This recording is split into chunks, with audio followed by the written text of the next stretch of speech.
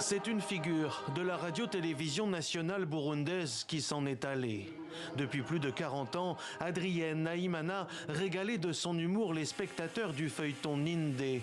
Même si chacun pourra rire encore avec elle grâce aux vidéos sur les réseaux sociaux, ses partenaires à l'écran conviennent du grand vide que laisse sa disparition.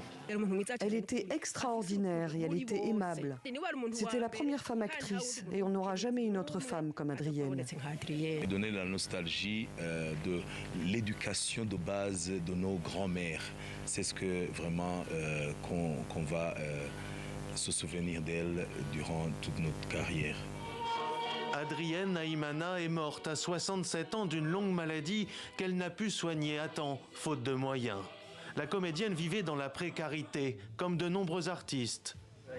Ancien membre du premier orchestre national, Mathias Mijuriro est un célèbre joueur d'Umuduri, cet instrument traditionnel avec lequel il a représenté le Burundi à de maintes reprises à l'étranger. Lui aussi s'inquiète de subir le même sort qu'Adrienne Nahimana. Je ne comprends pas. Si elle était rémunérée, comment est-elle morte comme ça, après 5 ans de maladie, sans essayer de la sauver? C'est difficile.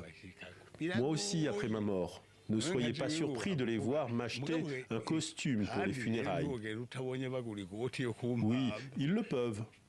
Ils savent que j'ai servi le pays, mais je mourrai affamé. Est-ce que tu as vu où je vis? Tu as vu? Cet abri, c'est une aide gouvernementale à cause des inondations. Ils ont mis cette tente et ils sont partis. À 70 ans, il vit dans cette tente depuis que sa maisonnette a été détruite par les inondations à Gatumba. Il dit ne rien gagner de ses œuvres et ne cache pas sa colère contre ceux qui les exploitent. Une colère bien comprise du côté de l'amicale des musiciens du Burundi.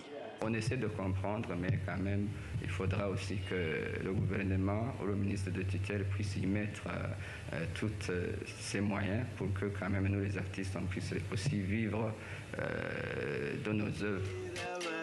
Au Burundi, une loi portant sur la protection des droits d'auteur existe pourtant bien. Elle a été promulguée il y a près de 20 ans déjà, mais n'a jusqu'alors jamais été mise en application.